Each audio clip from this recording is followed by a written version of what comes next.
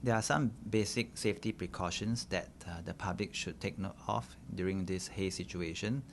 They should stay indoors as far as possible and reduce outdoor exposure, especially exposure related to physical exertion, for example, jogging or exercising outdoors. They should also keep themselves well hydrated by drinking water and, of course, use the N95 mask where appropriate. There are two groups of people who are more vulnerable to the effects of the haze. The first group of people are the elderly, pregnant women and children. This group of people should minimize or avoid exposure to the haze according to the levels of PSI. The second group of people who are vulnerable to the haze are those with chronic heart or lung disease or stroke. This group of people should avoid all exposure to the haze when the PSI exceeds the unhealthy range. Some warning signs to look out for are cough and excessive breathlessness. If these groups of people should experience such symptoms, they should seek medical help immediately. In the current haze situation, only a short-term exposure from a few weeks to a few months is expected. There is no long-term health effects due to the current haze exposure. In vulnerable groups of people, for example those with chronic heart or lung disease, they may be more susceptible to the haze and may experience worsening of their chronic illness. They are advised to avoid outdoor exposure as far as possible. My advice to people who need to work outdoors is mainly to avoid strenuous outdoor work. This may take the form of having more breaks during work, for example, every hour or every few hours, and make sure that your breaks that you take are spent indoors, and of course to drink sufficient water to keep yourself well hydrated.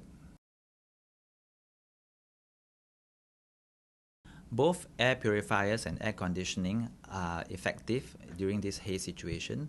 They both have inbuilt filtration mechanisms to filter out the haze particles from indoor exposure. They should be of sufficient size for the room, and of course, when in use, the windows should be closed.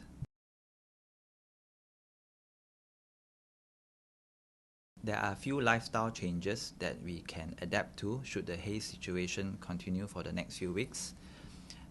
Mainly if a person wishes to exercise, he should think about doing these exercises indoors.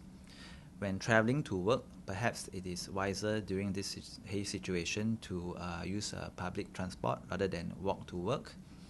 Children should also avoid outdoor play during this haze period. And of course, when indoors, and especially when the PSI levels are in the unhealthy range, windows should be closed. There is no specific food groups that is recommended during this haze period. As always, we advise a healthy, well-balanced diet for the general public, as well as drinking plenty of water during this period.